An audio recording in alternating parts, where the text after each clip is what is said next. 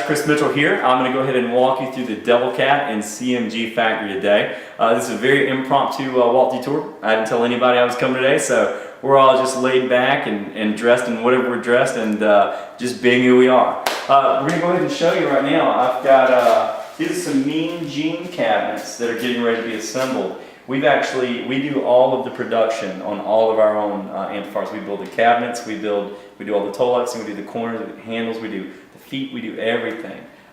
We do our own circuit board design, layout, and construction, and we do the assembly on all of our products. So it's really, really exciting stuff that we do here, and we do all of it in-house. We use a nice 7-ply maple wood. It's really nice, and of course you can tell that we've started cutting these out for. This would be the bottom, and this would be the top of our Mean Gene. You got some sides in there as well. We're going to take you through different stages of production, and right now you can see one of our jimmy cabinets that's being wrapped with a really popular Western Tolex. We're basically shaping this one and getting it ready to go. The top is the trickiest part because you got to get these corners just right on that bend, and that is a really, really tricky thing to do, to master, and David's done a fantastic job at mastering that technique. So hopefully he'll be here a little bit later on and you can meet David, who does all the amplifier building and the Tolex. So it's really cool. These are our metal chassis that we have. The metal chassis, like I mentioned earlier, are made in Twin City, Georgia with Precision Metals. They're only 27 miles down the road. We do all the design in-house. We do all of the, I do all the drawing actually on the computer, and Lane and I discuss where the board layout is going to be, where it's going to lie, where the footprint of each board is going to be. We take exact measurements, and then of course they take our design and they cut it out with a laser, and it's pretty amazing. Now the chassis that you're looking at for the Mean Gene and the Jimmy are both galvanized steel. It's really heavy stuff, heavy duty stuff, and that's part of the reason our amps weigh the way they do. But the reason why we use galvanized steel is because it's very resistant to rust, and we're conscious about that because we live in southeast Georgia, and a lot of our areas, a lot of the gigs you do are in Savannah near the ocean and things like that, are just the relative humidity is always high. So we always conscious about that kind of thing with our amps, so we built them out of galvanized steel. And this is Josh working on some pre-assembly for our boards. Everything is hand loaded. Josh is hand loading all our components, and we do everything hand loaded and hand wired.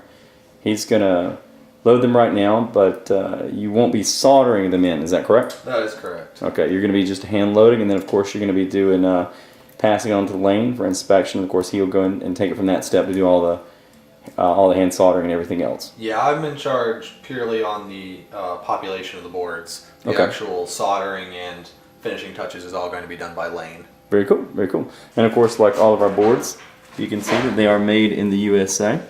We not only are the boards screen printed in the USA, they're screen printed for us in Oregon. And what we do is we do all of the population right here in Statesboro. We do all of the assembly, all of the manufacturing, all the design, everything like that.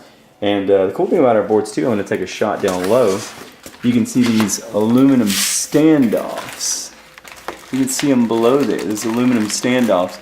And what's cool about that is we don't use the plastic standoffs. We use the aluminum standoffs. And they're aircraft aluminum. They're really cool, really strong, really durable. And what's cool about that is that it provides even more protection and support for your components on the board, as well as your sockets and things like that for tubes. So very, very cool stuff. Ladies and gentlemen, I'm approaching a wild species of animal. Oh, mate. This one here is rarely seen out in the open, but here we have him in his own natural habitat, amongst circuit boards. All right, that's my bad Australian accent, so I'm not going to do that. This is Lane. Lane, tell the viewers what they're looking at right now. This is a Mean Gene board. We got a preamp board and a power amp board, and I'm wiring them together. All the boards are hand wired, soldered, no plug-in connectors. Every connection is soldered. And it's going to go into the Mean Gene chassis, which is here.